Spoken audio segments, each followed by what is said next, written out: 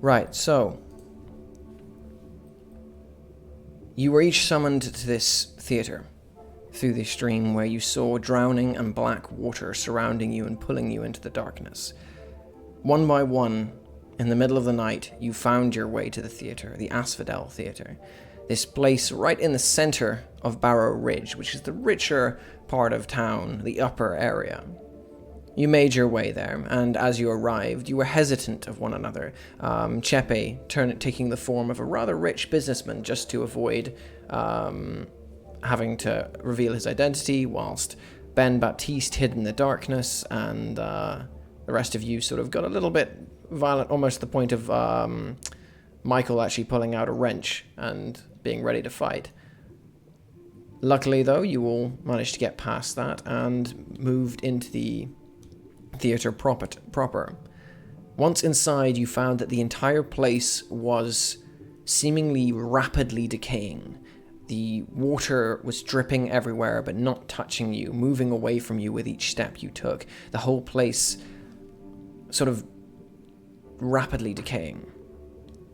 You found out that the water itself was not water at all, but something else, something not alive and not of this world. You went up the stairs and discovered an ancient and gnarled tree built into the center of this theater, which was pulsing the water throughout the entirety of the theater.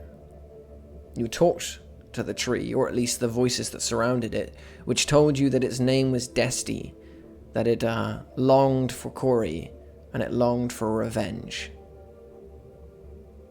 It then gave you a shotgun, which you opened the cartridges and found inside a single piece of red ribbon and a petal. After that, the tree told you it would no longer give you any time in its presence and released the waters around, and you guys only just managed to escape as they rushed in behind you, blocking off the way. As you stood out in the cold air of the morning, in the middle of the night, what's wrong with me? Cold air, you breathed a sigh of relief before all around you there was the snapping noise of opening portals as figures began to appear. A rather handsome man with a twisted hair lip and a cigarette in his mouth blew the smoke out and summoned it into the form of a sword. A figure with the head of a bird came forward clutching a rifle in his hands. A woman with her hand beneath her coat clutching a pistol. And finally, a hulking figure with 2 axes in his hands. As they came forward one by one, the man with the hair lip stepped forward and said, "Right there. Hold there. You're under arrest for the murder of, God, I've got to make sure I get this one. It's Samantha Helg." And that's where we left off. So, would you like to give your monologue, please, Chepe? I'm used to having bad dreams, but they've been getting stranger as I've spent more time here. I'm not sure I understand Europe yet. Everyone seems to have strange abilities, but it's something I think I can get used to, just as long as the game stays the same. But this has been an especially strange day. But I was offered a job. And a job is a job. Even if it seems a bit immoral, even. Been given a name, been given a weapon. I think I know what to do. However, these new sorts, the people that I'm going to have to shack up with, I'm not sure I trust them. They might just get me arrested again. Sooner than I was prepared. So, we'll see how I have to get out of this one, even if just by myself. Okay. And with that, we're going to jump straight back into the moment. So, what are you all doing as this figure steps forward? The smoke coalescing in his hands into a long broadsword. He holds it casually by his waist, as if he is just waiting for you to give him the chance. And he goes... He can see us. Clearly, he's got us dead to rights right now. Oh yeah, you are in the open, standing right there. You can see that the eagle thing, or at least you're not sure it's an eagle. It's got the head of some kind of bird-like thing. Is pointing its rifle towards you, and there is like light glimmering from the rifle that is surrounding you guys. The guy steps forwards and goes, "Just hold there. Don't need to make this hard. Come with us. Ask you a few questions. Work things out from there." What are you doing? Can I step forward with my bad leg? Through my knowledge, Are you holding the shotgun? I I don't remember if I am or not. I'm pretty sure the shotgun was given to Michael. So Michael's got the shotgun. Alright. Oh, Michael gave it to where I can't. Jefe, did I get it? Yeah, you did. Okay, would it be possible So to use smoke and mirrors to disguise the appearance of the shotgun before, like as we realize people are coming in before this happens?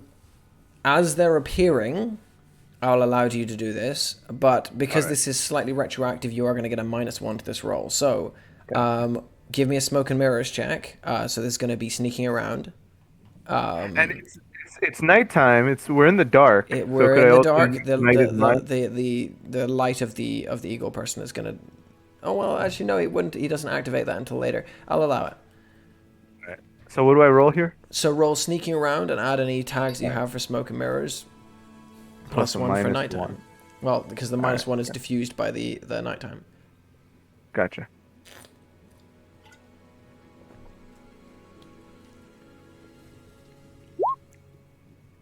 So Well, that's a 13.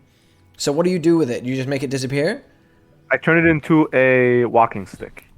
Right. That it looks like I balance myself with, like, I'm missing a leg, and so I also use this walking stick. So as you're stepping forward, this guy with the smoke longsword, like holding it there, you step forward, and the shotgun coalesces instantly before any of them can see it into a walking stick that you prop forward before the guy starts telling you that you are under arrest. What are the rest of you doing? Okay. Al immediately kind of puts his hands upwards. He was heading down the stairs, kind of away from the group, so I imagine him to be quite close to these figures. He's quiet, just kind of scanning them over. Do they have any, like, official markings? Like, police would carry a badge. Do these guys have anything? So the one thing you can see that's uniform between them, well, two things. They're all wearing flat caps, black flat caps, and they all have what seems to be long black trench coats with a silver rose on it that is twisted and surrounded by silver brambles that are choking and killing the rose. And I think as he kind of sees that, his hands are in the air, kind of showing palm first. Not to be, rude or anything, but may I ask on whose authority we're under arrest? On the authority of the council. Is that something we're familiar with? I'm not even gonna make you roll for this. No. Okay. You've never heard that before. I would just step forward, my bum foot, and my my walking cane, and just say, officers, please, let's all relax for a second. My other hand in the air, the other one gripping the walking stick. There has to be some kind of misunderstanding. I mean, look at us. Look at this group of people. Do we look like murderers to you? He looks you over and sort of, you can see there's a bored look in his face. Are you trying to do a convince here? Sure. Why not? Try and do a convince, if you can. Yeah, give me a convince. Yeah, this is straight convince. 10. 10. Right. Okay. I am an old, clearly homeless man. He's gonna take a doubtful 1 because your power was 0, so it's just a minimum of 1. Gotcha. He's gonna take a doubtful 1 as he sort of looks you over and his eyebrow raises. He kind of looks over the rest of you And the eagle guy sort of looks over to him and goes, they don't look like what we're looking for. He goes, shut up. Looks back at you, goes, we have our orders. You come in, you get talked to. If you've done nothing, you got nothing to fear. It's the way I see it. I'm gonna take the risk.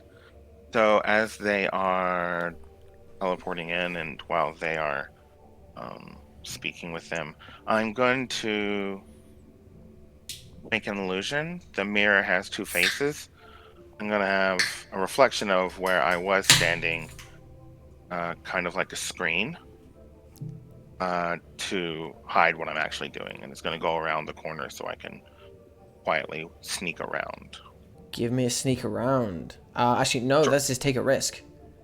Right, This because is I had take to a do risk. it. Yeah, I had to do it before Yeah. they. This is take a risk. Okay, what tags are you adding Yeah. to this? So perfect timing, and the stuff with dreams, which is illusions. Yes, Um, yes. Yeah, no, I don't think anything else at this moment. Okay, with 2. Okay, let's take the risk. Well, that's a fucking... Great. Right. And none of you notice as Ben Baptiste clicks his fingers, an illusionary wall falls in front of him, and he slips out. The only thing is, you're kind of on like a level of steps going up, and the only alleyway you know. So the buildings are all like attached to one another, the whole way along. Oh, okay. So, but I will say this is going to be the side effect of you taking a risk.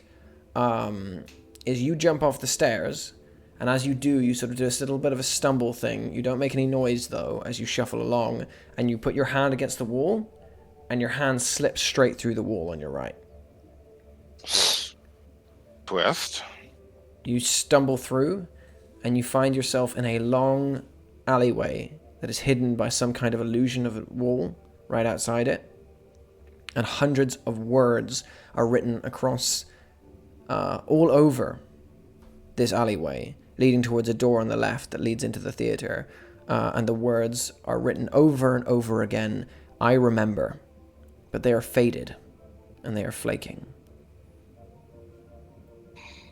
Wow. Whilst Okay. Ben does that, what is everyone else doing?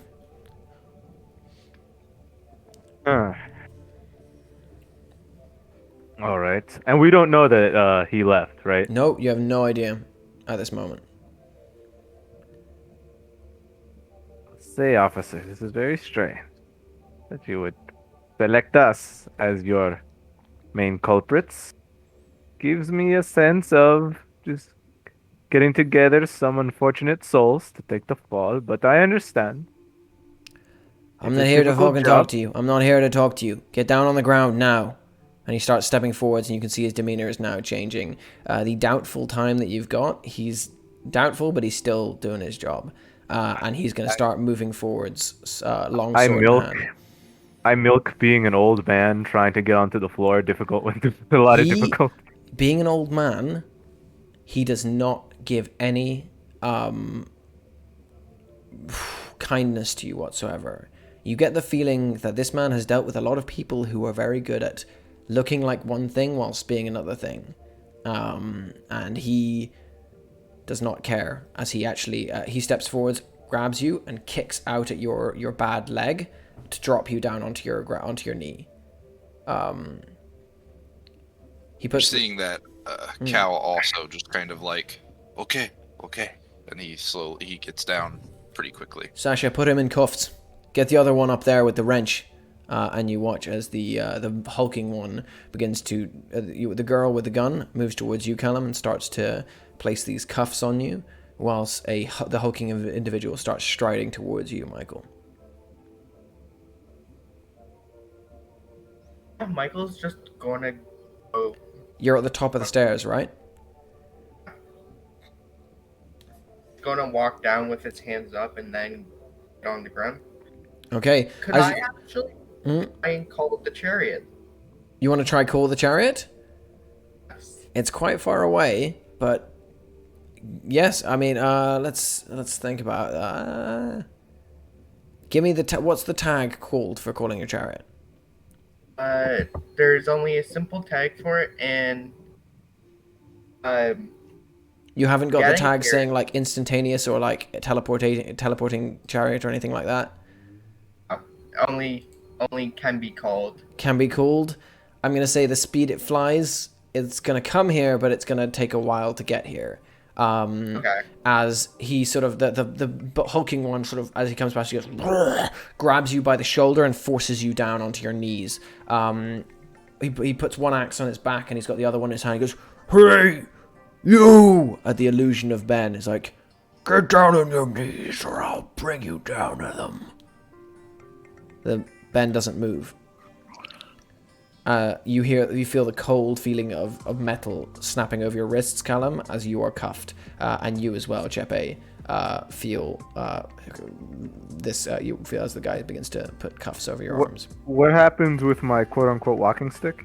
Your walking stick, he leaves it on you.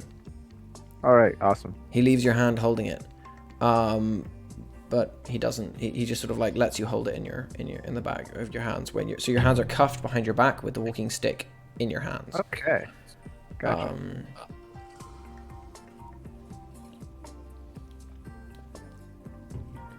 Okay, Michael, you at this point the guy the hulking one is holding you down to the ground. He's like, "Hey!" He puts his hands behind his back. He grabs you and he shoves you over towards the eagle one, who like stumbles and then catches you and goes, "Sorry," and begins to like attach the cuffs to you as the hulking one pulls his second axe free and begins striding up the stairs, each of the stairs cracking slightly under his weight as he gets close to the illusion of Ben. "I said, get on the ground!" And he punches and his hand goes through nothing. He stands there. "Casper, it's an illusionary!" And the one goes, "Fucking shite, spread out, get him!" And you watch as the girl called Sasha starts running up and down the street, looking frantically for you, Ben. Ben, what are you doing in the alleyway? So when he punches through, I want to use that as a golden opportunity to burn a tag. Right. It'll be a hit with all I've got. It's going to be hypnotic induction. So I'm going to hypnotize him now that he's confused and thrown off balance. I want to hypnotize him and convince him.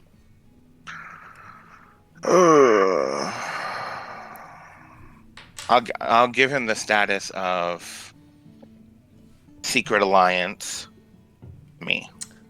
Right. So, Give me a hit with all you've got. Sure. This could go badly. Well, he's got his own little abilities. Oh, okay. Yeah.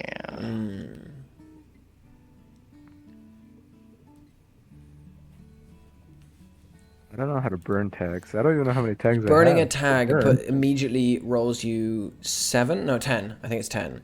And it immediately rolls you a 10 plus your tags. So you immediately succeed it, but the tag can then not be used again for the rest of, until you do a monologue and get it back. And how many tags do we have? You should have Or 3. I think it's a downtime. A downtime or whatever. Monologue, yeah. I'm quite strict on downtime, so it depends for how it runs. But you should have 3 positive and 1 negative, depending on if you take another negative, then you get 4 positive tags. I'm also going to tag my weakness tag for mystical distraction for Dean Streak and bring that attention to 2. And then we're going to hit with all we've got. Okay. And that is a mild success, so you only choose one of those. Sure.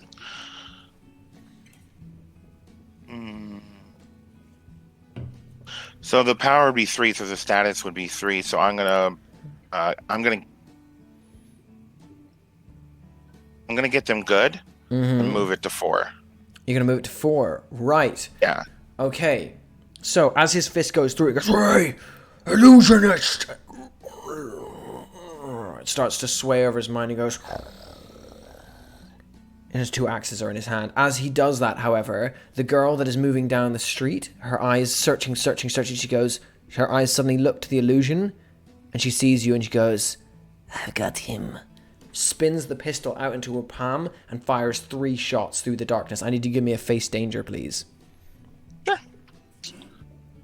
Let me clear these. This is going to make, this is going to be with a -1 due to unmissable. Totally reasonable.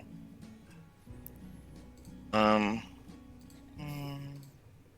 So I'm going to use perfect timing and prophecy as she says that she found me. I'm going to try to quickly see the trajectory of the bullets and like, not as in like a bullet time kind of situation, but to give me an advantage on dodging them.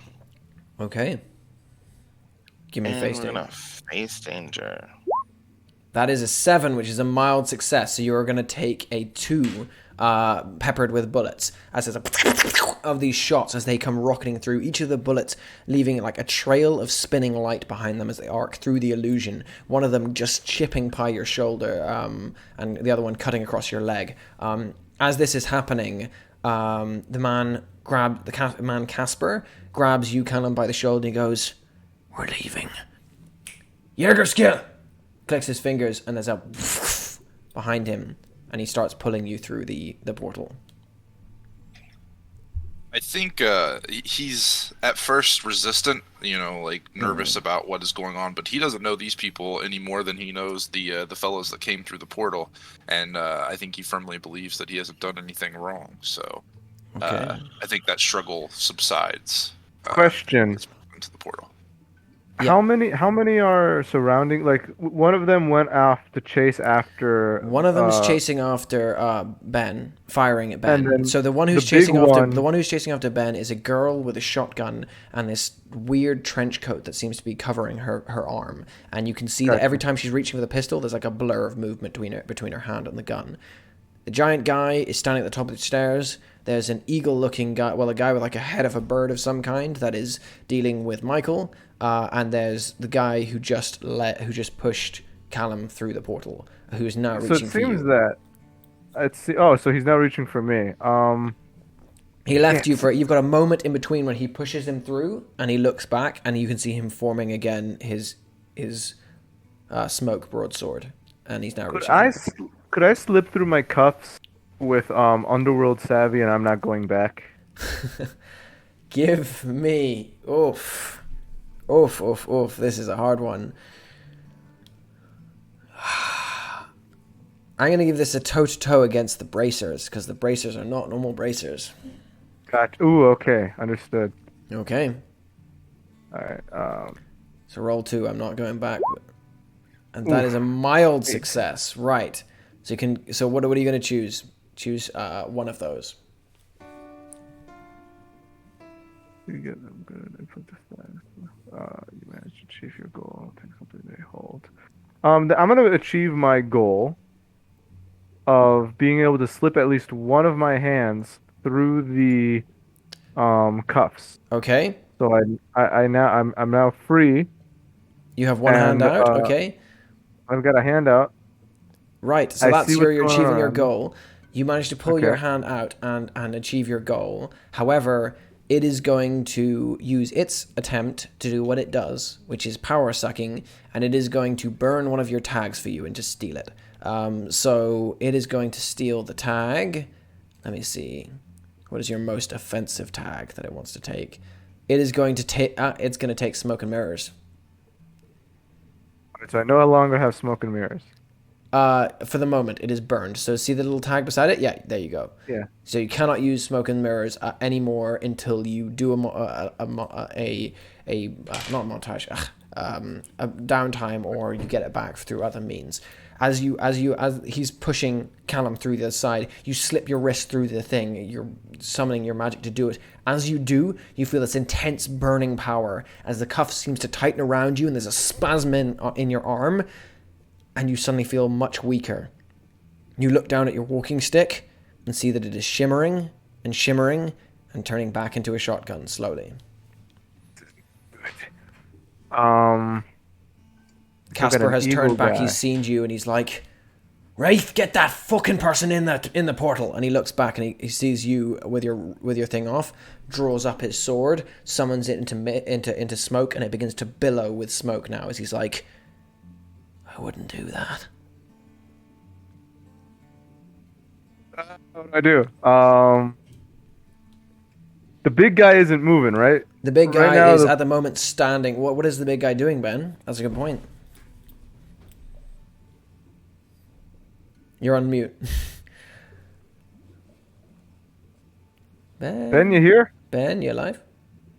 I think Ben might have died. I They think- got Ben. Oh no, they got Ben. Apologies. No, I was reading. Because this is the first time he's ever encountered individuals with significant abilities and being on the side of the law, quote unquote. And as you know, the law and he have never had a good relationship. So I was trying to see if this is the time to do it, and I think it is. Is this the law, though? I don't know. No. I am going to trigger stop holding back. So Fuck. in the face of Right, okay. in the face of what seems to be overwhelming odds and having already been, we will say, misused by a power far greater than himself, there's a moment in him where the mythos connects to him, and it's once again that dream of the open savanna. It's freedom, it's destiny, it's hope, and all of that seems to be far away because here are these people who are casually taking over, taking in these other individuals, and this isn't the end of his story. So he's going to use his well, here's what I will do. You tell me what is Okay, used. yep. So I'm going to be manifesting a dreamscape.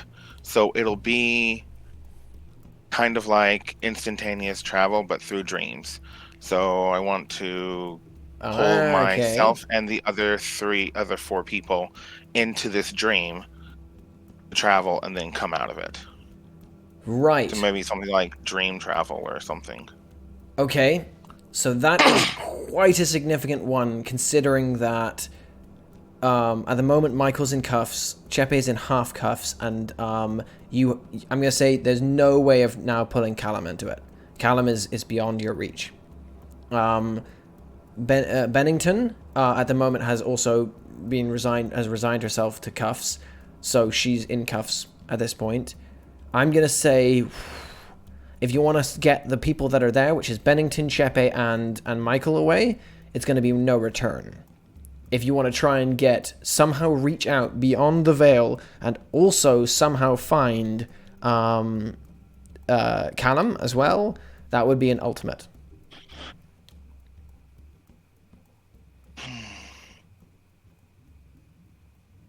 So for all of you that don't know, a stop holding back is when you make a roll. You say the thing that you want to do, you make a roll, and on a 7 to 9, something really bad happens. On a 10 plus, on higher than 9, 10 plus, basically, something bad happens, but it's not the end of everything, basically. You lose something, but you're not. So, for example, I'll go through them now. The lowest is significant. On a 9 to 5, you mark a fade or a crack and burn all the power tags on one theme. That's on a failure of a 7 to 9. On a 10 plus, you mark a fade on crack on one theme. On no return, which is what Ben is facing at the moment, on a 7 to 9, he replaces one theme completely. So a failure on this roll will not only mean that he doesn't succeed, it would mean he'd succeeded on a 7 to 9, but he would have to replace one whole theme completely. On a 10 or higher, he'd have to mark a fade or crack and burn all the power tags on one theme. So that if he succeeded, that was. On an ultimate one, which is what he'd be trying to do if he was trying to save Callum, on a 7 to 9, he would be killed or destroyed whilst doing what he was doing. And if he managed... Or transformed, depending on what happened. He cannot face danger on it. On a 10 plus, he replaces one theme completely. Since I don't know enough about what's happening to think to pull our last associate from the ether wherever they've gone. I'm going to go with the no return option. The no with the return. people that I can I see mean, you could and do grab the. them. There's also. I'll give you a significant option as well, which the significant option would be just you and one other. Oh wow, that's Hey, come on, we're best friends, right? We know each other long back, me and you. no, I wouldn't do that. Yeah, Or the significant could just be you on your yeah. own. No, One don't be a other if you prick. Not want to that- take the other. But if you take the Yeah. significant and just take yourself, you'll always know that you could have taken someone else. Well, of course, but yeah, I mean, even though he doesn't have a particular kinship with these individuals, like the reason why he's escaping is because he knows I that have the there's no shotgun. freedom there, so he would never having the ability to resign other people to that fate. So no return. He's gonna go for it. Okay. No return. Right. Go for it. So you roll a base roll with your logos, the amount of logos as you have, and we see what So happens. do I put? I never rolled it this way. Do I just put 2? 2d6 plus? plus your logos. How many logos do you have? I have 2. That's a 9. Right. So, on a 9, it's a success, but it's not a good success. So you are going to completely lose one theme and have to change one theme. You know that when you change one theme as well, you have to build it back slowly. You don't get a whole new set of course. things. So, shit, this is one hell of a thing for session 2. As this is happening, just let it be Oh. known that I was about to point my shotgun towards the guy. So, Right. like, yeah, then we get Well, teleported that out. could be will the al- cinematic point. Yeah. Okay, so as what happens is at this moment, Callum, you are pushed through the portal. You find yourself standing in a large and beautiful, ornate room that looks a lot like a courthouse, but a courthouse on cocaine. Everything is decked in marble and gold to a disturbingly high amount of degree. There's pools of water running on either side of you, and you see various doorways stretching out behind you with a single hallway in front. So he's looking around, and I guess in his mind, 2 questions. Are there other people around here? Do I see others, or is it just him? So I will get to those questions as you go through there. There's a little bit of chaos on the other side. You hear the gunshots and stuff, and then you go through the portal, and you are gone. It's silent. You just hear the tinkling of water and what sounds like birds in the distance. As you go through there, though, on the other side, all hell is breaking loose. As Chepe, your shotgun, your walking stick begins to shift into a shotgun that races towards the man and figure in front of you. He goes, "Oh fuck!" And you watch as you start doing this, he pulls something out of his hands, and you see that it's a tiny fly, and he squishes it in his fingers, and the smoke in his hand intensifies to a huge degree as he strides towards you, sword extended, twisting in the air, this long tendril of smoke behind it. At the same time, the eagle person is strapping you down, Michael, and he's going like, so, you come here often? As he's strapping you down and tying you down. At the same moment, Ben, the figure of Sasha, has leapt through the illusion, her gun extended, spinning in the air, ready to fire it down at you, and you can see a sinister smile of a vindictive glee across her face as she flies through the air, gun towards you, and everything changes. You turn and spread your hands, your eyes white. What do you do? What does this look like? You're muted. So I'm proud about it. So it kind of looks like paint that has had water run through it. So the world around starts to dripping the color that the walls and the dark theater is, the streets, the lights, even the opposing individuals. And it all starts to fade. And as it does, we are replaced as those water droplets are pulling, the present color out. It's replaced with the scene of the savannah. And in that savannah, beautiful, bright day, clear, and you see your respective positions in the same place, but then you see another figure, and the other figure is this large African woman, and her skin is the night sky. And for a moment, there's this peace and calm that comes over for you. And then, as soon as it does, you kind of see the world tilt on its axis like a lens being pulled around, and it goes from day to night, and then we are back. Oh, well, let's say we're at fill in the blank random place. MC. Where's the bar you usually spend your time? Do you want me to just give you a random bar you usually go to? Yeah. Well, it'd be, if that's the case, then it'd be the golden chalice. Right, where I the work. Golden Chalice, where you work. With, So it'd be like a basement or like, some secluded-esque area. With that, there's a clicking of the gun going off, Chepe, as you pull out, as this smoking sword goes flying towards you, and each of you are pulled into nothingness. Casper's sword slashes into nothing, and he goes, "Fuck!" He turns, looks back and forth, and goes, "Right. Did you get their scent, Sasha?" And you see the girl comes back. She goes, "I smelled cinnamon, beer. These may be some kind of one more scent. I can have a few ideas, maybe." And she looks at him and he goes, "You don't lose that. You don't fucking lose that. The other two, you come with me. We have a suspect to interrogate." And he dissipates his smoked sword, takes out a cigarette, lights it, and goes, "Fuck. I hate this fucking job." And steps through the portal and is gone. Callum. There's a noise like the absence of air just filling like a... And he's there behind you. He sort of is lighting a cigarette as he puts his hand out and grabs you by the collar and begins pushing you down this long hallway. There is no one around you at all at this point, apart from him. You hear another as the eagle-faced man comes through afterwards. There's a bit of confusion on the other side. Seems like what did you compel the giant to do, by the way, Ben, before you left? He has a secret alliance with me, so... Oh, so he's gonna act normal until? Okay, perfect. Exactly. Got it. Right. One after the other, you watch as the hulking...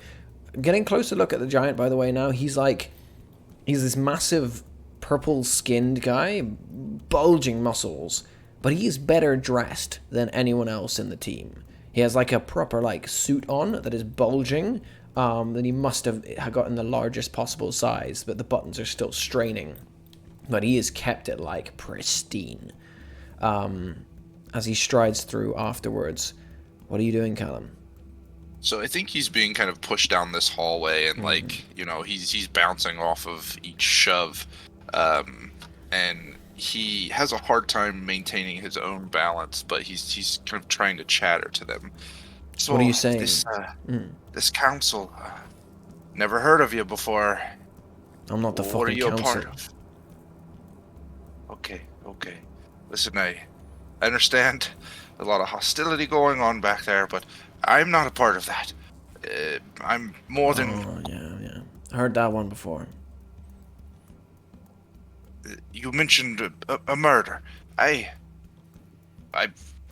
can check my hands. There's no weapon residue, blood, nothing. Do you think this is my fucking first day? No, sir. Sorry. He draws short and he turns you around and looks into his eyes. His eyes are mismatched. He's got the heterochromia with one little bit of green in these blue eyes. He's like, "Do you think I haven't dealt with your kind before? I've dealt with every fucking version of every kind of thing. I've dealt with people that can change their faces, that can turn into monsters, that can... I know what you people can do. Same thing I can do. So don't fuck with me. You I understand? think he gulps and nods his head. Fine, fine. Whatever questions you or your council have, I'll answer them. Easy. I don't want any trouble. He turns to the eagle and he goes, Alert, Mela. Get me a beer. He turns and he starts pushing you down the street, down the hallway.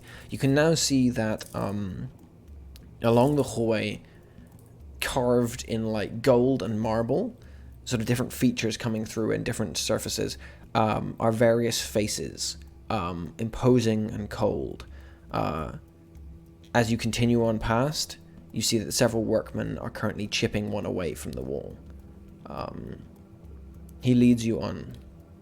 The hulking giant figure turns off in another direction and disappears, and he continues you onwards. And slowly, the marble begins to dwindle as he leads you further down smaller and smaller alleyways. It is a maze in here.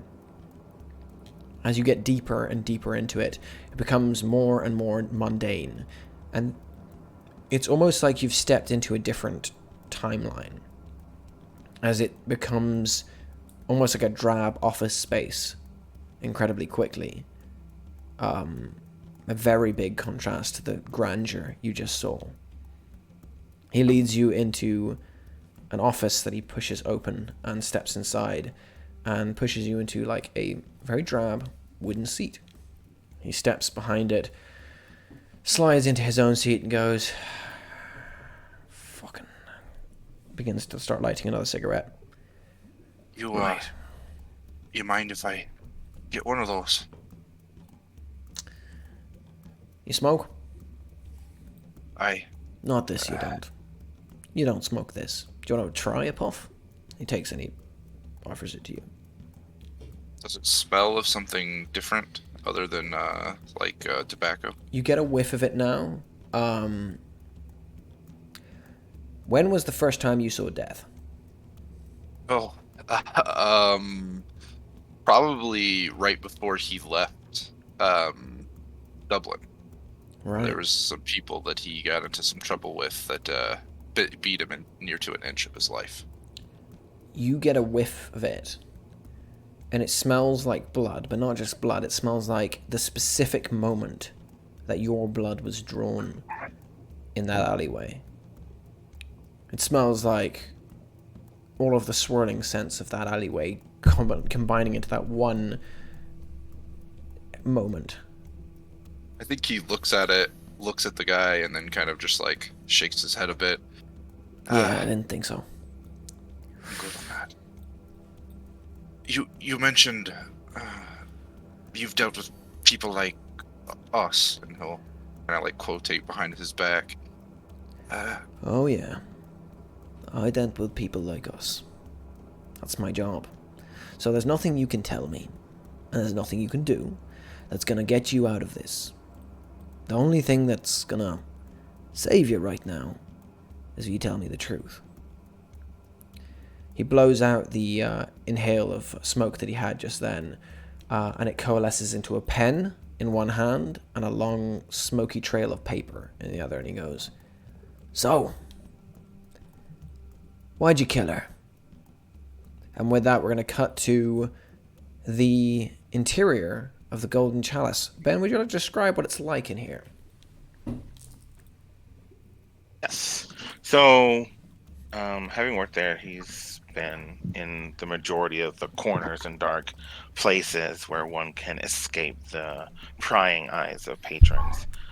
And so he's going to drop them in the boiler room. It's part of the sub-basement. It's fairly open, save for rows of boilers and other kind of HVAC equipment. It's cold, it's damp, and obviously he's never done this before, so everyone gets dropped heavy. So as if from a fall from maybe 10 feet or so. But he kind of directs and with gestures, like this is kind of where we go, because he knows to be quiet. There's people about from time to time in the boiler room. I panically start, swiveling, checking everywhere. Guns. You were holding the shotgun out, ready to pull the trigger. Yeah. Oh god, should I make someone make a face danger? I'd rather not shoot someone. I don't think I how was trigger happy are you? I was not going to shoot. I was going to like bluff. your finger was like pulling the trigger as you were pointing at him, right? In fairness, no. What I was going to do is I was going to try and bluff him. I was going to be all like, or actually, my original plan before this happened was to get up and point the gun at the big guy and say, "You come after me, I'm shooting his head off." But then all this happened, so the only thing I could really do was fair enough. If that was your plan, I'll allow it. If that was your plan, I'll allow it. So yeah, you're not going to shoot anyone. Don't worry. But I am like suddenly panicking, looking all over the place until I calm down for a second and just ask out loud, "Who did that? Did one of you do that?" P picks himself off and dusts himself off, advising, "Yeah, I did what I could." I'll get up and I'll smack him hard in the back. "Good job. Good shit. That's a good one. I've never seen something like that before. That was a good one. All right, where are we? What's the plan?" He's gonna look at him strange, take a step back from this, odd fellow, and say, "The plan is not to run into them again." Good plan. Good plan. We should We're hide at my work, the Golden Chalice. Okay. Now, I'm what gonna is look Chepe? He looks like a street Sorry, go ahead. person, right? I look like a hobo. Yeah, he looks like a hobo. Okay. Are there any windows? I doubt. I have my doubts. The boiler it's the boiler room? room. No, it's like a grey-walled, warm room with just like these thick brass boilers. Like, because it's Scotland, it's like these thick brass boilers that are just like rumbling every now and again. And sometimes they sort of like make this noise as they have to like heat because someone's using one upstairs, using hot water upstairs. And I no longer have access to smoke and mirrors, right? You no That's longer gone. have smoke and mirrors until you do something to get it back or you have downtime. It is gone. And the thing, it's still on me. So both the people who are still in the bracers, you are still in your bracers. That's Ben, Michael, and Chepe. You have one on your arm, and the one on your arm, by the way, Chepe, is like tighter and it's like burning you. It's painful now. All right. You're gonna get a 1 burned from that. Okay. I'm going to use once again Underworld Savvy, and I'm not going back. And anything else to my disposal, like in the room, to try and not only get it off of me, but get it off of everybody else. Get it off of everyone else? Yeah. That's a big thing. All right. Get it off yourself is one thing, but it would be multiple checks to get off each person as it goes. But I will allow you to get it off yourself as you go, but yeah. What if I use, I don't know how a lot of these work, hold on. What if I use hit with all you've got now that we're in a secluded area? It's just the four of us. I'm going to say, as the passing of time goes on, you guys are going to manage to get these things off. But it is not a pleasant affair for any of you. I think each of you who still have them on should give me a face danger. Chepe with a +1 because you've only got 1 on your arm, and it's how much it's how much pain you have to go through before you finally get them off. Gotcha. And if you are able to avoid them taking another tag as they come off. Ooh. Chepe, you are going to lose another tag as it comes on. Which one? Oh, that's not going to take any of your logoses. It's going to take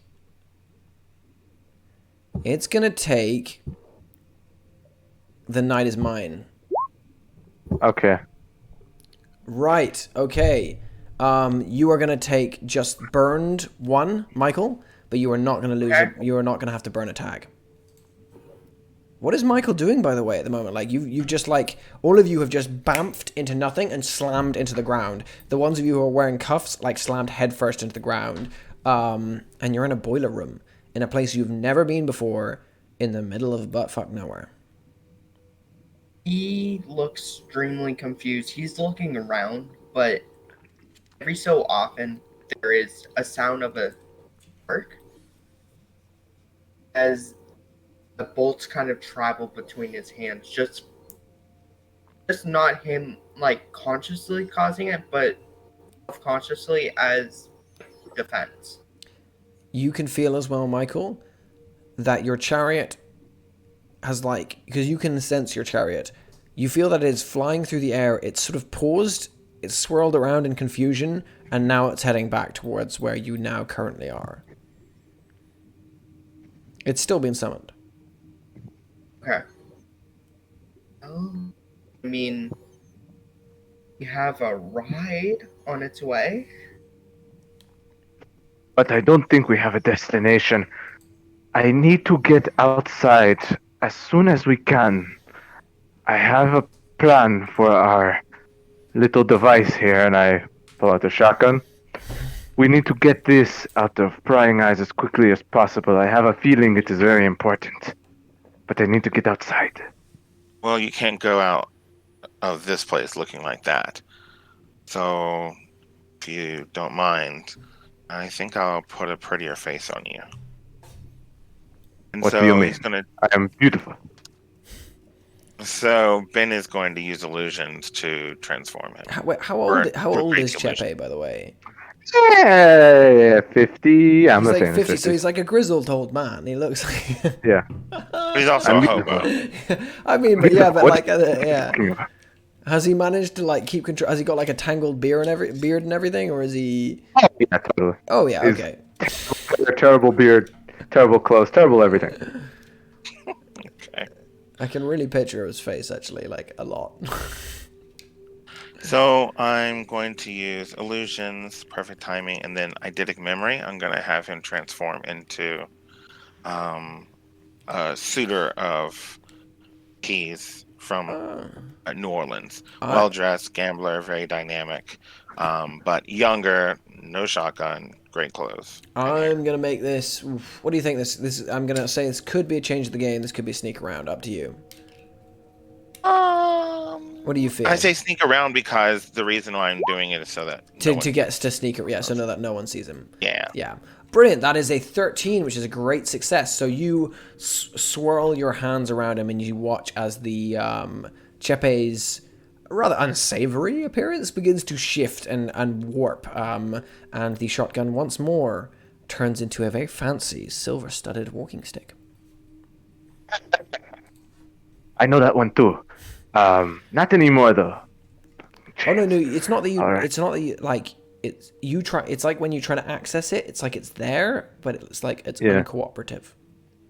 Well, not right now, anyways. All right. I will be right back, unless you want to follow. And I'll start making my way with my cane out of the boiler room and out of the bar, if possible. Okay. Do you know where you're going? No, but I'll figure it out. So you push open the door, and once you see there's two sort of guys milling around, one of them's like, so I talked to him on Snapchat, and he didn't message me anymore, and he was just not messaging me, and then out of the blue, he said he wants to see me again, so I was like, not interested. Cuts, and the other guy's like, I know what that's like. And as you step out, you see that there is a gold sort of glimmering light coming from up the stairs. Actually, Ben, do you want to describe the rest of because at the moment you are beneath the golden chalice. So you're in the area that only the staff would go to, who are going to look up and see Chepe coming out, followed by Ben, followed by Michael, and you see one of the staff sort of raises his eyes what were you doing in there? All three of you. And Four so of you, sorry.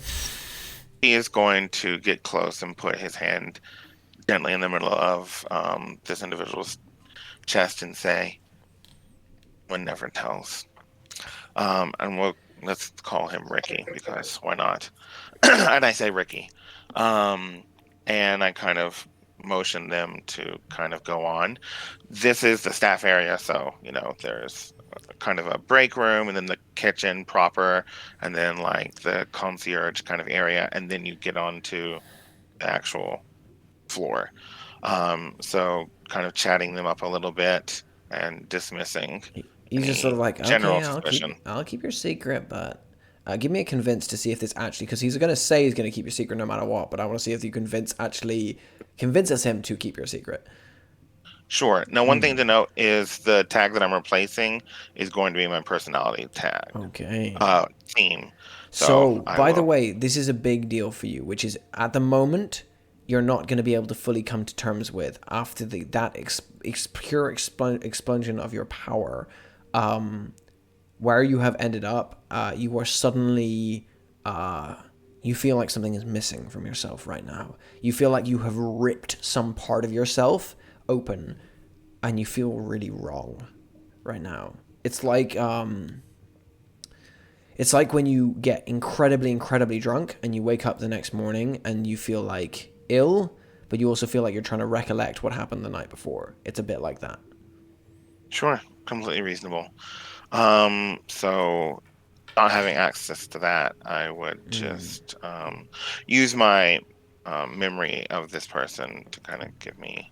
I'm gonna say you're gonna have a bonus Boost, because it's a you know. friend. Yeah, definitely. He's a staff member. You're definitely gonna have a +1 for just the fact that he's a common friend here. All right. Convince. That's a miss. It's like, don't worry, I will cover for you. I always do. And you can see there's like a glimmer in his eyes where he's like, I am gonna text this, and and he sort of steps away past you. As he does, we cut to to a long corridor. There's various voices going on in separate rooms. One of the person's like, I didn't do it! You can't prove anything! And then there's another person going like, once upon a time, I saw a little lady walk across the road and I killed her. And then it comes across to a doorway, and the camera goes through the doorway, and we see Callum across from Casper, who is now scratching words across his smoke piece of paper. He goes, why'd you kill her? I told you, I don't I get some sort of rights here. You have to have laws and rules, and you can't just hold me here without, We can. something. We do. I'm following them. Deal with it. I don't know what more I can tell you. I didn't kill no one. Okay. Why is Esper Lemire dead? I don't even know. Look, Why I were woke you up at that theater? there was a dream. I woke up that night. Okay?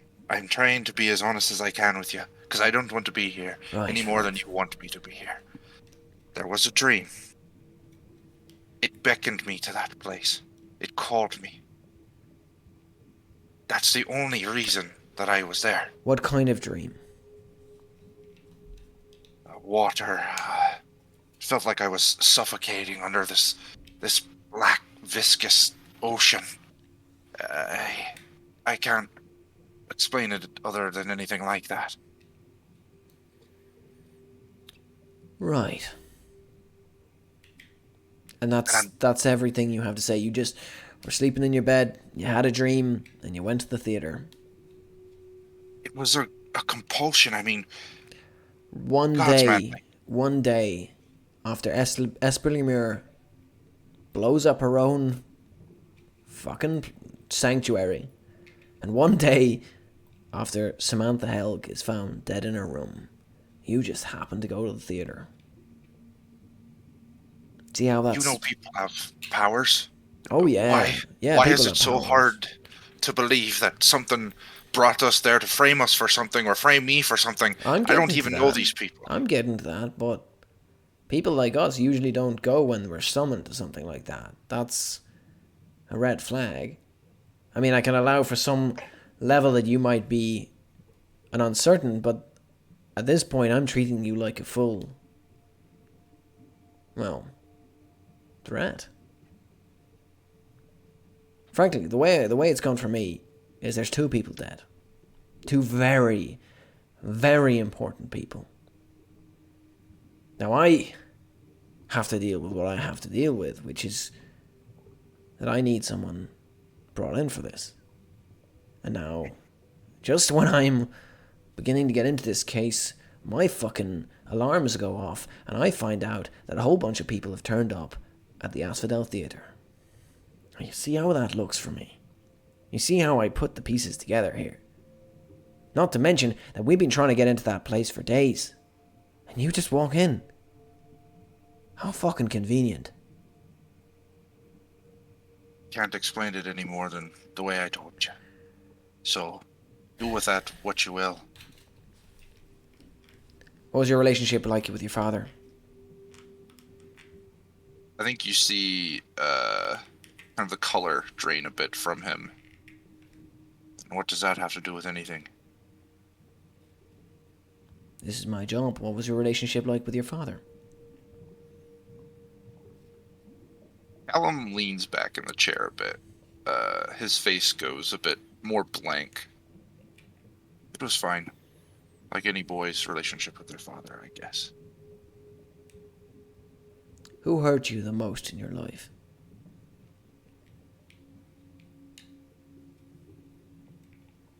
I again don't understand why this is necessary, sir. He smiles and he takes a cigarette and burns onto the thing. He goes, see, I've got a talent. I'm really good at sacrificing things to get what I want. I give something and I get something in return. But it's recently that I found out that I can take something and give that and get something in return. Now that pairs up quite nicely with a very friendly young lassie I have down the road who's very good at some other things. See, she's really good at taking things, and I'm really good at using that to get what I want. So, he stands, and you watch as he takes the smoke paper, folds it up, and inserts it into his pocket. I don't want to hurt you. I don't want to get this into any more of a fight. But you start giving me information, we start talking. Until then, why don't you sit here and dwell on the thoughts of me pulling out every one of your memories, using them to torture you and hurt you, and then selling them to someone else to find out more about you, and use that to hurt you some more. Sit tight now. And he steps past you, pats you on the shoulder, and the door clicks shut behind him.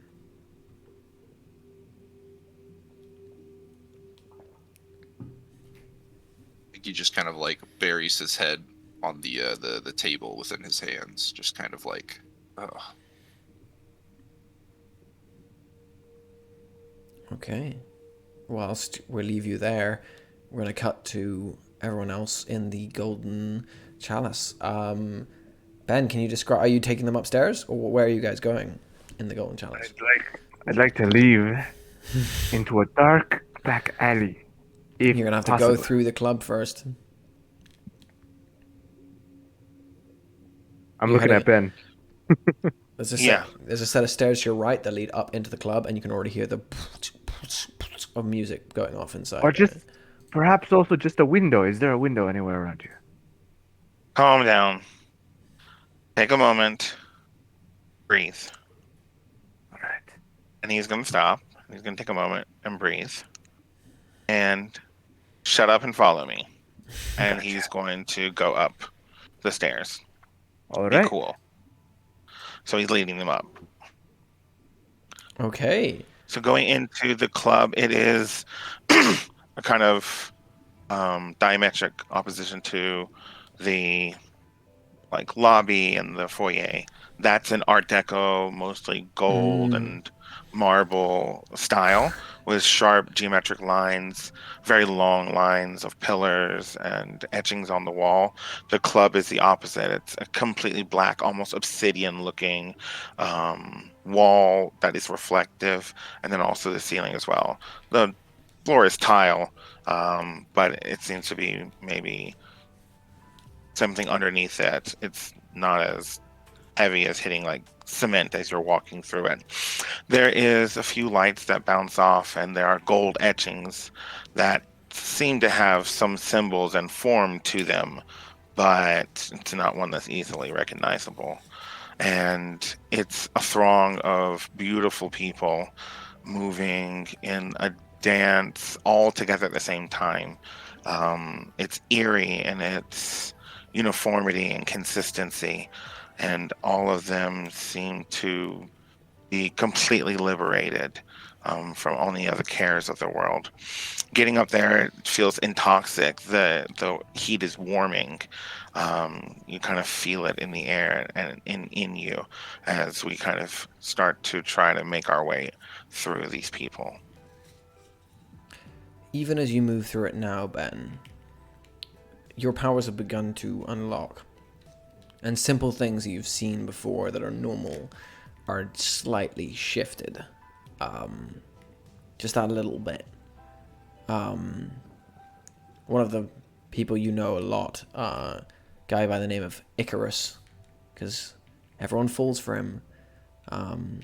You see him walking through, and the toy sort of like wings that he wears on his back are like now integrated with his body, and this formless sliding between the feathers and the man, and the whole club is slightly warped from what you perceive it to be before.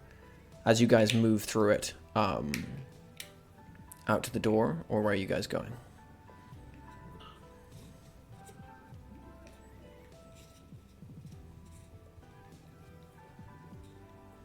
Where are you going? Oh, lovely, more magic. Zip is kind of taken aback. He's gonna kind of wait to follow Ben's lead in here. He's not exactly sure what to do.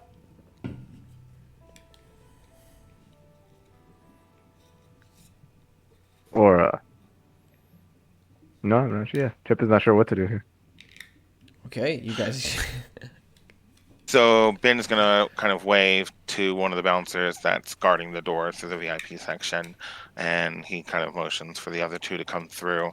And so then we are out into the street. Okay. And yeah, it's not particularly well lit, but it's open. Okay, you slip through into the street, and it is a cool, cold night. A simple sort of an Almanac night. It's meant to be spring, but as Almanac has it, it's spring going on summer, but it's here, it's cold, and it's a bit drizzly.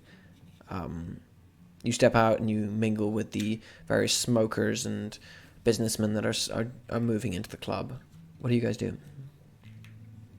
Right. With a bit more unfamiliar territory for me, I'm going to look for a quiet place, apart from the riffraff and noise of everyone else on the street right now. An alley would be most comfortable. This part of town, you can see, the first thing you notice as well is there's the smell of smoke and the smell of like all the sort of city smells tangling together. You can also smell salt of the sea nearby. And you recognize this area as someone who spent a lot of time in the city roaming around. You're in Old Harbor. So I'm going to nod at Ben, and once again tell him, excellent work. Getting us away from there. Now, if anyone does not have any objections, I'm going to try and get rid of this before it gets us into any more trouble. Pointing at my current cane. It's not it's currently a cane. Yeah, it is a cane. Yeah. Yeah. I'll walk into the alley, the nearest alley. And I'll use the only non-burn tag that I have. Friend to felines. I would like to summon as so that's many not going to cats. take a check. That's not going to take a check. I will just allow that to happen. Yeah. I'll summon as many cats as possible. Just as many of them as street cats, all the cats that I can Okay, bring so to my location. for a moment, you watch as Chepe stands and steps into the alleyway, and he sort of raises his hands, these sort of withered, worn hands of the time that he's spent wandering and just living as a complete, yeah. And as he extends them outwards, there's silence for a moment, and then you hear deep in this, like hundreds of cats begin to appear one after the other, hopping down from buildings and up from over the walls and stuff, and filling the area until there's at least 40 or so just in this alleyway, all looking at you with bright green eyes. I'm going to bend down at them. I say, Ricardo, get out of there. Jose, what are you doing? Stop that. Okay. And I'm going to go up to two specific ones named Diana and Mota. What do they look like? One of them is completely black with bits of white around his chin. Kind of makes him look like he has a beard, but it's just bits of fur. And the other one is grayish with spots of darker gray, like around the eye and around the head, and a belly of white. He's gonna bend down to them. They look like genuine street cats, but there's something strange about these cats. You can tell just from the way they're looking at, just from their eyes, and they kind of bled out of the shadow when they came for a lot of them. And he's gonna bend down to them and say, "Take this. Keep it secret. Keep it safe until I call on you again. You all understand? Put it somewhere only you would think to look." The cat sort of looks at the other cat, and they look back at it and they go, and sort of reach down. They're gonna one by one. They sort of gather it up. Takes a lot of cats to pull a shotgun. That's why I summoned as many as I possibly could. It's quite a sight to see multiple cats sort of like grabbing and trying to pull a shotgun as across the ground. But Just imagine them like swarming Yeah. together, and I'm just putting it on their back, and they just there's a lot carry it of away. like hissing and fighting going on. There's like, Hey, play nice, play nice. and as one they pull it into the darkness and disappear into shadows. The rest of the cats that coalesce sort of seem to dissipate in all directions. Some of them just sort of lie down and chill, whilst the others sort of scatter around your feet, rubbing against you, or just going home. I'll take some time after the stress of today to just play with my cats. So, pet them, scratch them under the ears and stuff. Oh, the power to summon illusions and cats. What's wrong with cats? Nothing. That is honestly adorable. I pick one up. Yes, is it the? And he coughs up like vomit or something. They're street cats. They're not healthy. I put him down. As you put him down, Michael, how are you responding to this all this, by the way?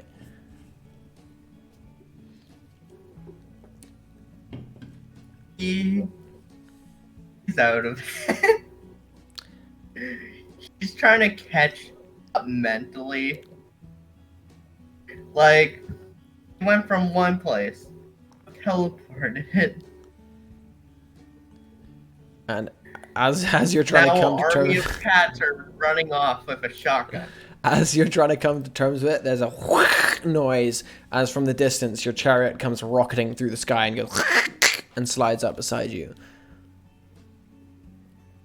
One of the businessmen who's moving into the club stops, goes, "What the fuck was that?" "Oh, must have been backfiring car," and steps into the club.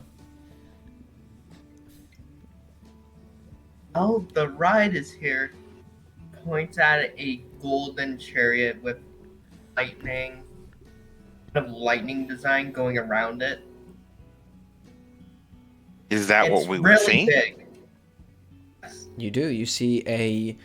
Well, actually, would you like to describe it, please, Michael? It's a golden chariot with a mix of silver for lightning bolts going along the edges and in the middle. With two wheels that just seem to be eternally charged with electricity. and it's really big. Like, it can hold definitely more than a single person. Since when have cars been getting changed? Whose car is this? Well, you summon cats, I summon a chariot. I prefer cats, but this is cool.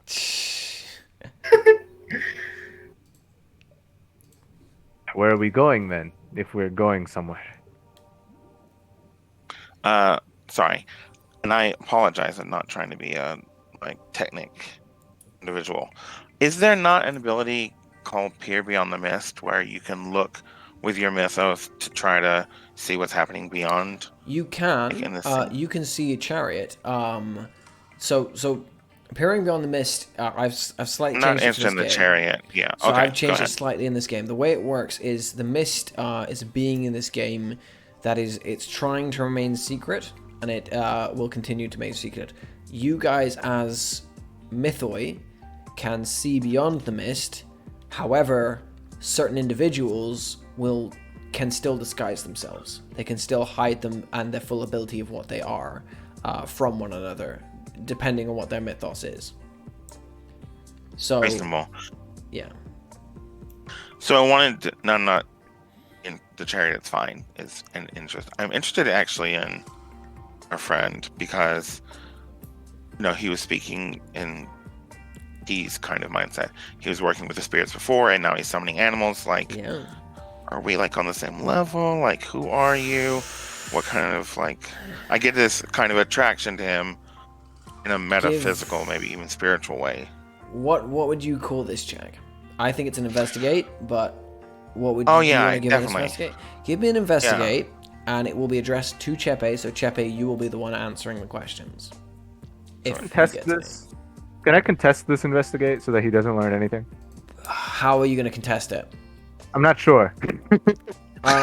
So, PvP doesn't work great in City Gotcha. of Mist, but I have some ideas to homebrew it as we run.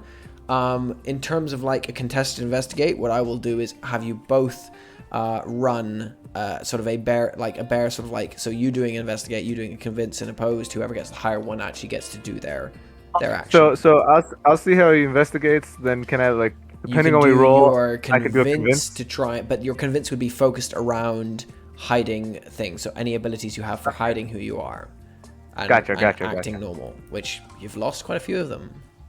That's very true. Yeah. Give me an investigate, So- please. Yeah, I'll use psychometry, undetectable, and then perfect timing. Okay. As he's seemingly wrapped up in these cats, which who Perfect wouldn't timing. be?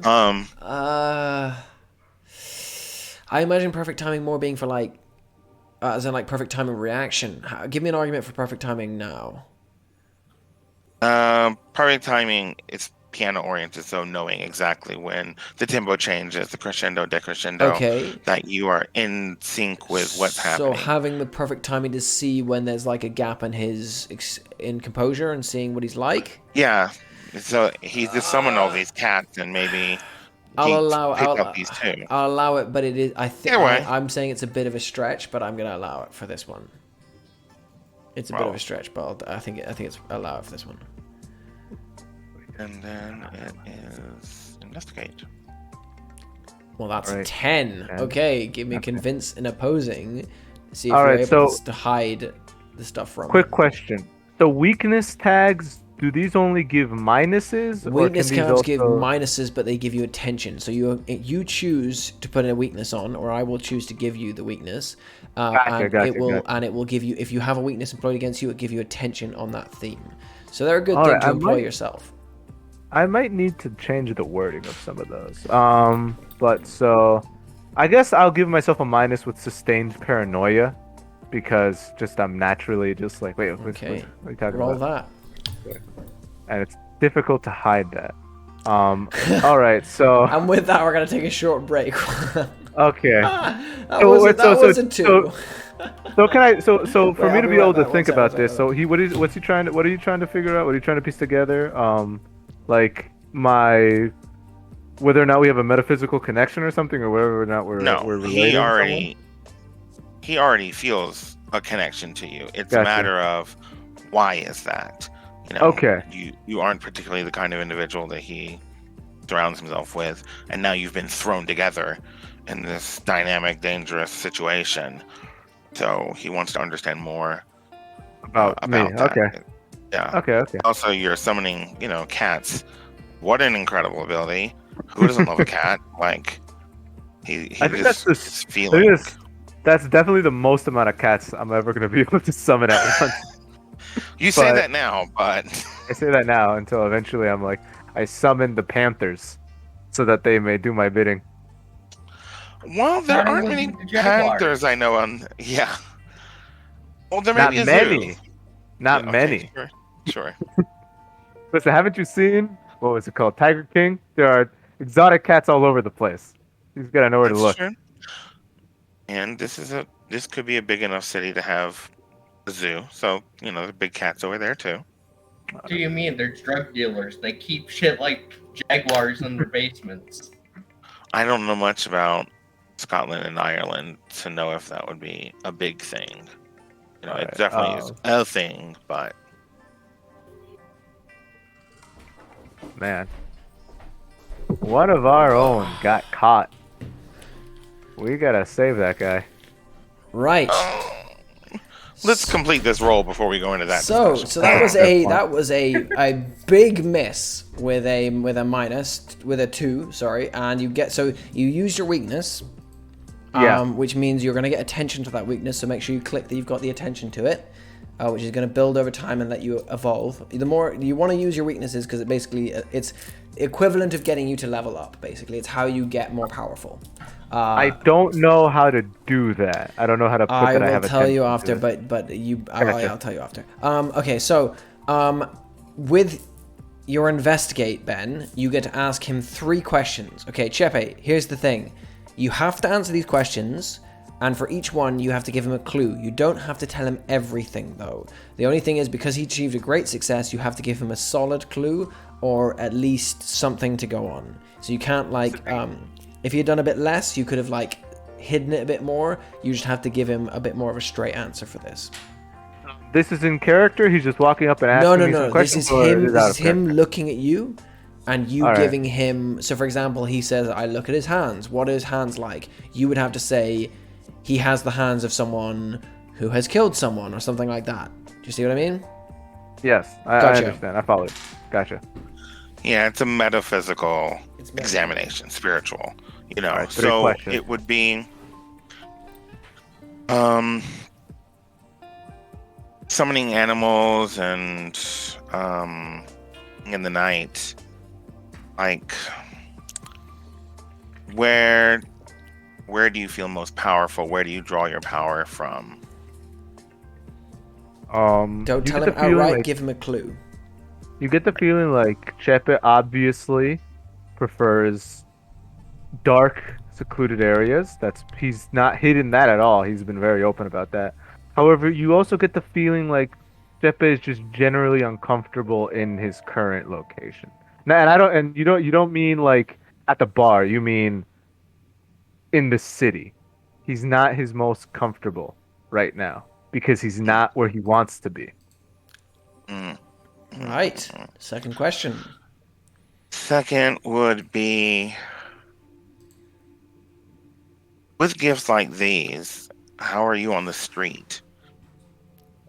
That answer would come very associated with the first. You get the feeling like he's just not very familiar with his surroundings yet. He's still learning the ropes of where he is. You get the feeling like you're looking at a guy that he is very savvy and stuff, but he's new to this place. Okay. Third question, please. He has shown himself to be fairly jovial and reckless. What would a vice or weakness be if it came to restraint and or other actions to protect himself? You see his bum leg He's not a physically imposing individual. If you needed to, just catch him, you know? Understood. Thank you. Okay. All right. As you find that out about Chepe, and you guys are all doing that, we cut to a now quite cold, and despite how much clothes you're wearing, it's still sort of a biting cold office room, deep in the heart of the council. Can I just interrupt Go, briefly? yeah. Because this might be relevant. I was about to say, I was about to ask about one of the power tags that I actually have left, see-through slit eyes. Since we were talking about what happened to our friend, I was gonna ask whether or not you would allow it to be one way or the other.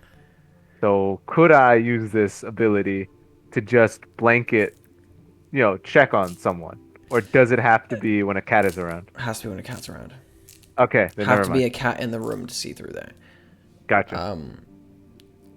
Callum, you are alone and surrounded by a heavy silence that is punctuated only, which seems to sort of amplify the silence, the distant sounds of an occasion muffled scream or roar or shout or bang. You are alone. So I think one of his big weaknesses is when he kind of retreats into his own mind. It's difficult for him to focus on other things, and he kind of just is going over everything in the evening or what he could do to say to get out of this. And I think he's just sitting there blankly, maybe fidgeting as he's itching for a cigarette. Um, I think so. Stop holding back, right? is is a move where we can do things outside of what our themes No, surround. Correct? you do it in your Okay. theme. You do it within your powers. Okay. It's basically doing the ultimate. It's the full, like doing your powers to the fullest extent, Okay. Gotcha. and not giving up. I think sitting here, he hasn't utilized his vision of the day, so to speak. And I think while he's retreated into his mind and kind of trying to shrug off the situation, he's going to look inward and see what the outcome of the things that have unfolded is going to be. Okay, give me an investigate check, please. I will tag my weakness. Yeah. Okay. And then, so, vision of the day. I don't think I really have anything else for that. So, we will just investigate. Cool. Right. You start to focus and struggle to look inward. As you sit there, trying to connect with this, I want to give you. Let me see. I'm gonna make you make a choice. Okay. Either I'm gonna say, okay, so your choice is either this. Either the individual that is in this room that you don't know that they're in here is going to learn something about you that you don't want them to know. Or you are going to, so either they're going to learn something about you that you don't want them to know, or, oof.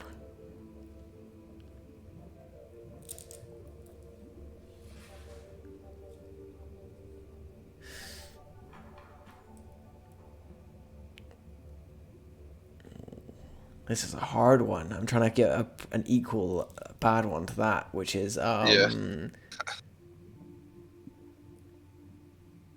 Or they're going to be the most amazing person you've ever met.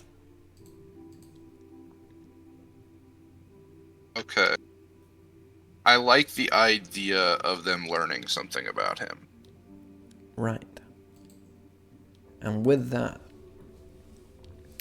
as you try to focus this, you look inwards and you begin to try to focus on the outcomes.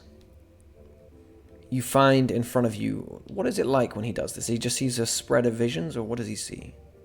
So there's the faint scent of bark and just fresh cut nature all around him. I think he starts to hear the sound of streams, and then it's not necessarily visions. They're more like feelings that start to paint a picture in his mind. So like he feels anger, so he sees the color red, like things like that. You try to do that, and as you do, the room fills with the smell of bark, and you start to paint these images in your mind and try to get an idea of what happens. And it feels like someone has reached over, wrapped your mind around their wrist, and just pulled it off track. And as you come shuddering out of your visions, there was someone sitting in Casper's chair, someone that was definitely not there before. She is stunningly beautiful to a disturbing degree. Black lipstick and black eyeliner and very long eyelashes, almost absurdly long, looking kind of like a peacock's tails coming off her eyelashes. Her legs with their heels, black heels, are over the top of the table and turned over. And she is dressed in like this long, sort of flowing skirt that seems to shift and move with the wind around her. She looks at you, and an extremely welcoming and friendly smile comes across her face, and she goes, "Mr. Keane, how are you?" I think he jolts forward, and he's just like, Jesus, where did you come from? Darling, I'm a friend, don't worry. And, why would I have any friends here? You don't, darling. I just came here to see you. You don't have any friends here. I'm a friend who came specifically to see you. Because let's be honest, you're in a little bit of a bother here. Cigarette? He looks around. She holds one out to you. I think, are his hands still bound behind his back? They were. They're not anymore. I think he kind of stretches his fingers and goes to reach for the cigarette.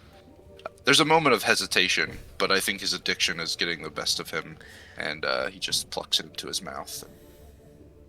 Got a light? Oh, of course. She pulls out a very fine golden lighter, which she holds up and lights for you. And then she lights her own, draws an inhale, and goes, "So, in a bit of trouble, are we?"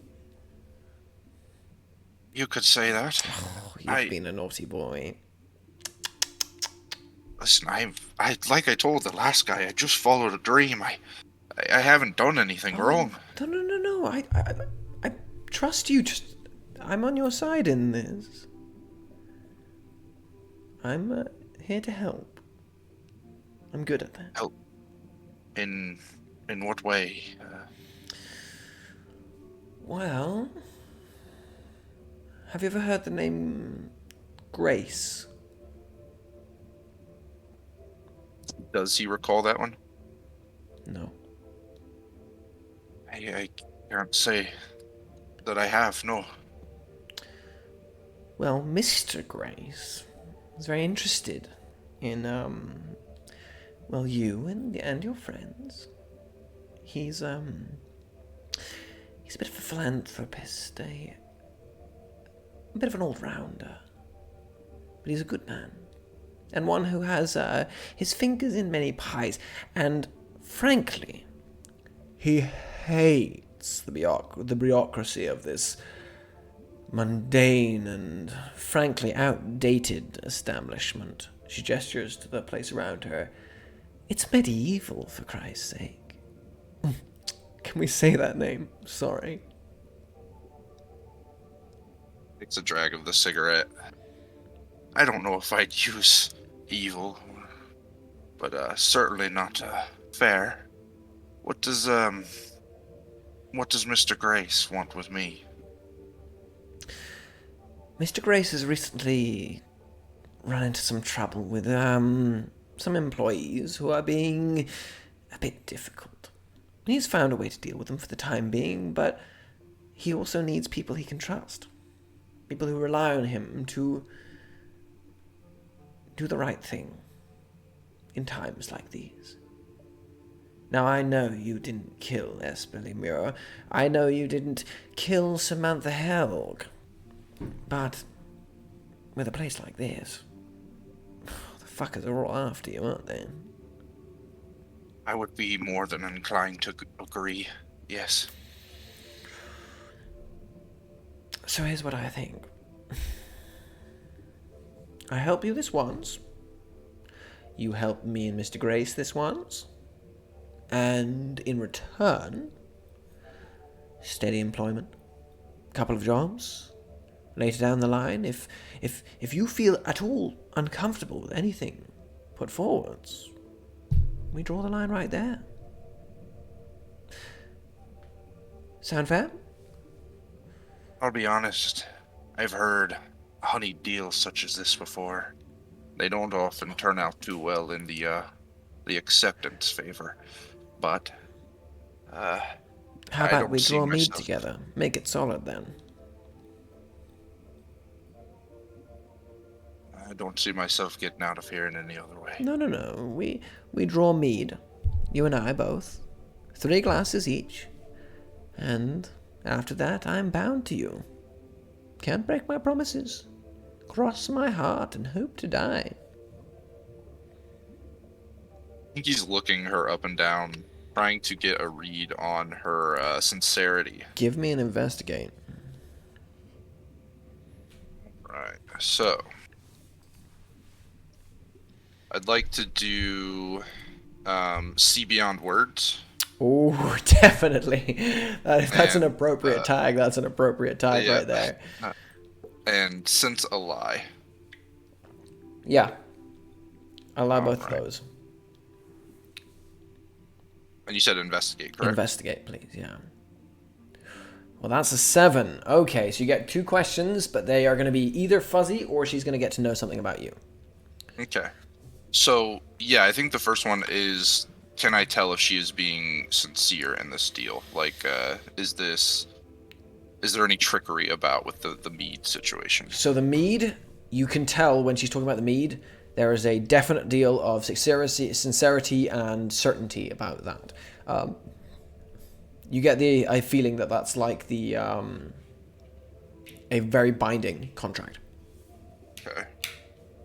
And then when she's talking about the Mr. Grace situation, allowing me to leave if I feel uncomfortable, cross her heart, and hope to die, I think she put a specific emphasis on that he is kind of honing in on, and also trying to see the validity of that statement. She wants to find out how valid she fully intends if she ends this, if this goes badly, and if she lies, for her to die. Okay. I think he finishes the cigarette with a long drag, and then he'll hold his hand out. All right. I believe you. Sounds like a deal to me. Brilliant. She clicks her fingers and 3 mead glasses appear in front of you, each of you, golden liquid in tiny cups, and she goes, "The name's Whisper, by the way. First name's not Careless. Don't worry about that. Come on, let's drink up." She takes the first glass in hand and delicately sort of and puts it down. I think he takes a sip at first, and then just kind of with a bit of reckless abandon, I guess, chugs the rest of it. As it goes down, she goes, "I promise to get you out of here." And gestures for you. And my name, is it going to be cleared of this, or are we doing this a more illegal way? I'm good at many things, darling. pretty good at a lot of things, actually, but complete anonymity is the dwelling of another, I must say. Sadly. I can get you out of here. I can't keep you from the law. He kind of nods, looking at the third glass. Is this yours or mine? Oh, no, there's 3 each of you. Oh, okay, I see. She's gestured for you to drink your first one. And you've drank your first one.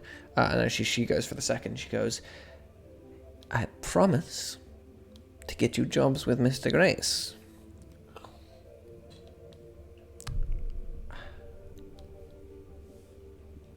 He'll take that one down as well. Kind of watching her as he does so. Seeing what how she feels about the situation. You've got to give your promises as well, dear. I can't give all the promises here. This is a deal. Oh, hurry up as well. He's coming back with the finger clamps and all that dreadful stuff. I promise to do one job in exchange for this favor you've given me. Wonderful. And he takes it down. I promise to not take advantage of you. Is that the right word? Well, how would you phrase it?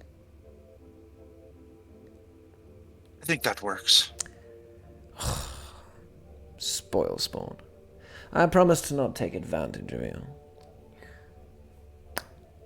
Puts it down. I promise to complete this task to the best of my ability. You drink yours. And she goes, very well. Hold on tight. And she holds out her hand to you. Yeah, grabs it. We will go where the tree cannot see. We will go to water, and to sky, and to air, and everywhere in between. We are nothing, and we are everything, and we are glorious! And she clutches your hand, and with a click, you are both gone. And you are waking up in your bed. The music is thumping outside. Your neighbors have pumped it up since then. And all you can smell is the lingering tinges of her scent surrounding you.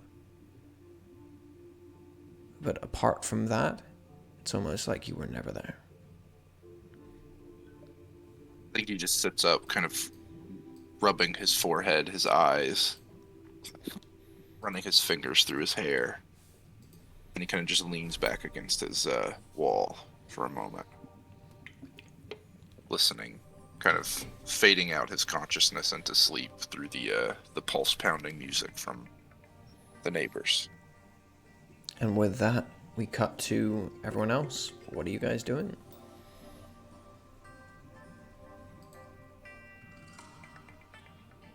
You're all muted. Oh, right. My cats are probably gone by now. They're all gone.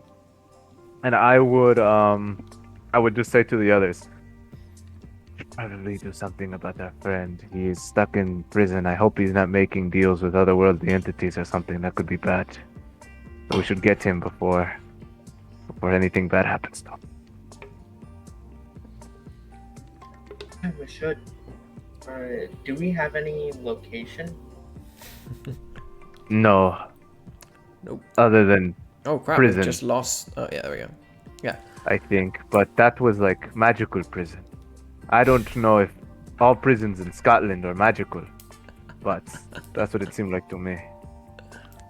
And maybe too strong a word, but he knows us enough to sell us out.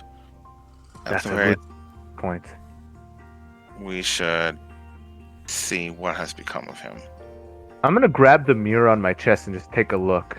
Just take the gamble and maybe see and use see-through slitted eyes and just see what I can see. How close can I get? Oh, right, okay. any of them part cat? I'm gonna say because he is literally no place that there is a cat anywhere nearby, you're gonna see a completely random situation of two cats. One cat which is sort of like eating at a piece of like discarded fish from a restaurant, and the other one that's going and coming after her, and then the other one is sort of like looking pissed, and all you can see is just a jumble of like claw and fur and bites, and then it cuts to nothing. I just kind of see myself like flipping through TV channels, just going through various different scenes involving cats throughout the city. I'm like, nope, no idea where he is. What was his name again? Um, Michael, Mitchell, Yes, Miguel. Michael. Oh no, you're Michael. All right, then he must have been Johnny, Toby, It's Callum. um, Steve. Steve, I think it was. Maybe Okay, maybe Mary. okay, old man. What were you saying, Michael? Pretty sure it is Callum. Callum. Seems like a local name. And he's gonna pull out his phone and he's gonna text.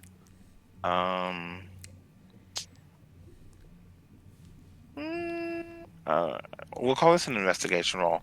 He's gonna text one of his friends. Which who one?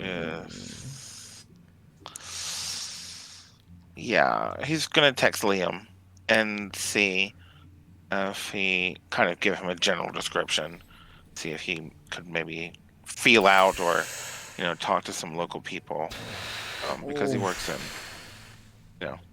in the city, and so maybe he knows. Okay, Callum this is an person. investigation, but investigation can only go so far, but give it a go. Yeah. Since I replaced the one, I don't have any tags really that go with it. So it's straight up. We'll see. Okay. That's a miss. There we are. You text Liam.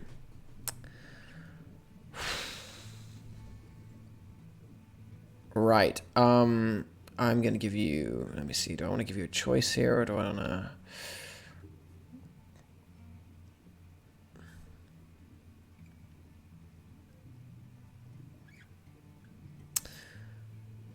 I'm gonna give you a status suspicious 2 as you send a message to Liam. You see him see the message. You see the dots of him about to reply. And then he doesn't reply. Wow. Dang, babe. Okay. I let everyone know I don't think I can help finding him. You have a last name? What did he? Apologies. My memory isn't what it used to be. I think it was Keen. I'm not sure. And you turn and you see there's a woman standing beside you all. Dressed in this long, flowing white dress. Her eyelashes have almost little peacock-type feathers to them. And she is outstandingly beautiful, but almost in a porcelain way. Oh, we've lost someone. We've lost Chepe. Oh, God. Let's see if... Oh, there we go. Okay, it's back. Yeah. Her features are, like, gorgeous, but almost in, like, a porcelain way. And as she stands there, she's like... Yeah, I think it was Keen or something. Ben's gonna kind of step back, from this woman who magically appeared. Giving her a look over. Maybe it was. And you are? Whisper, darling. First name's not Careless. Don't make that joke. Okay. Well, it is nice to meet you, Whisper. Wonderful to meet you too. I'm Well, I mean, I have some information about your friend. I just want to go rather blunt into it. Friend is too strong a word, But but say Friend, companion, what you care to compatriot, say. associate. Well, I'm not going to say it for free. I look over to Chepe and kind of, I don't know, give a wary kind of look like, really? Should we get involved with this person?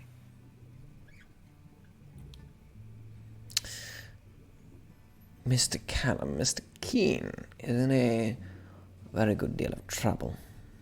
Right now, he's probably screaming in pain. Very hurt, very sore, very betrayed Chepe by is his going to friends shrug leaving him. and turn on his pockets. He's probably dead by now. Maybe. Well, if he's dead, then he's no longer our concern. And Ben is going to move over to the Golden Chariot with Michael and say, can you take me to He my might address? not be completely dead yet, though. If you're willing to trade for it, maybe. He might be more alive than I'm putting it off, but let's put it that way. Ben will stop and look back. I represent someone. Very powerful individual by the name of Mr. Grace. He's taken a specific interest in all of you, and he's willing to help you out. If you're willing to, well, do some things for him. See, I can help Mr. Keene, but I'm not going to do it for free. I can go and rescue him from his holding cell. By the way, you have already been rescued at this point, just to make the timeline clear. All it's going to require from you is one job done with Mr. Grace. And what kind of job is this exactly? Small job. Small thing. Just something on the side. It's actually involving what you're already being accused of, so you'll kind of end up clearing your own names in a way. Full circle, darling, full circle. Names are more easily replaced than shackles. If a job is something you're offering, I would hope that it involves at least 5 zeros. Money is... You're new to this world. Money is not very relevant to us. I can offer it to you, but do you really want that? I can give you so much more. I can give you all the little answers you've been looking for. He's gonna now turn and move a little bit closer to her and say, you know the old line, having money isn't everything, but not having it is. So, If you require money, Mr. Grace can provide it. If you don't, Mr. Grace can provide other things. He's very good at providing things. And you're in need a real of things. giver. He's a very kind man. But he's not without his scruples and his reservations about certain things. Frankly, he's willing to offer you this one chance. A small job. In return, he rescues your friend and promises you something more. Chepe would step forward and say, you rescue my friend, you don't rescue my friend. Either way, fine. But if he can give me some information, then I'll sign up for this job. Wonderful. Well, the hobo's in. What about the other two? Oh, and 3. Let's see where we go.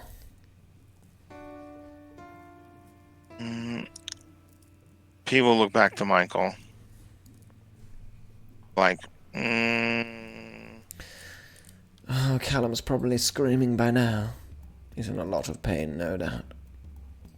Poor boy. Poor boy.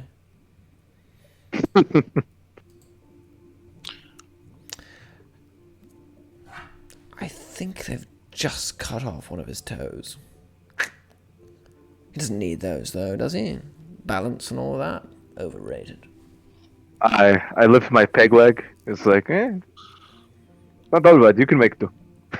Oh, good. Loki, you're muted.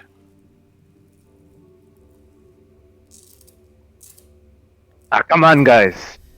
We're already in the Loki. shit. Alright. How come it's another job? I mean, information could be useful.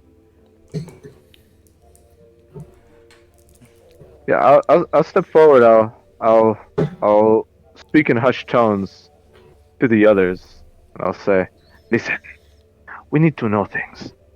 I don't know about you two, but I've got no idea what is actually going on, who these people are, what we're being accused of. This could shed some light on stuff, and it could get us in good with somebody of actual power in this city." Yeah, Michael's stepping Smart. forward. She looks at you, Michael, and she goes, "Brave one. Are you prepared to take Mr. Grace's deal?" And at least information is power, and also you're saving one of our allies that can help us out. Or at the very least, preventing him becoming a liability. I guess, yes, it's the Three Musketeers all in. And obviously, he'll step forward as well. He as she sees you stepping forward, she sort of turns to Chepe and sort of raises an eyebrow. I think they're cutting off his ears now. He won't be able to hear his own screaming, but maybe that's a boon. I mean, I'm not sure I can do anything about that. Look, I mean, I can. that's all I can say. I can do a lot about that. I mean, that's all I can say. What about you two? They've already Yeah. stepped forward. They've already stepped forward and ready to take it. She's just looking at you now. I already stepped forward this way, so I think we're all in. You step forward and she goes, We're good to go. She goes, "Very well. The deal is made." As she does that, across the town, the camera's going to span up to the glittering lights of the city that still awake late into the night. The far away Callum is waking up. He's not harmed at all, but in his mouth he can still taste the mead that he drank with her in the room. Far away from that, in a hidden, undisclosed location, a man with a hair lip is kicking open the door and going, "Fucking hell. This fucking day. And he turns and strides out and slams the door behind him. Then, far, far away, a man in a mansion is counting up the numbers. They are consistent. Each of the columns looking exactly as he wants them to look, except for one little inconsistency. He focuses on it, his glasses right to the edge of his long nose, as he looks forwards and goes, a problem. Not so easily resolved. He takes his pen, licks it a couple of times, and draws a line through a series of names. And that's where we're going to end things tonight.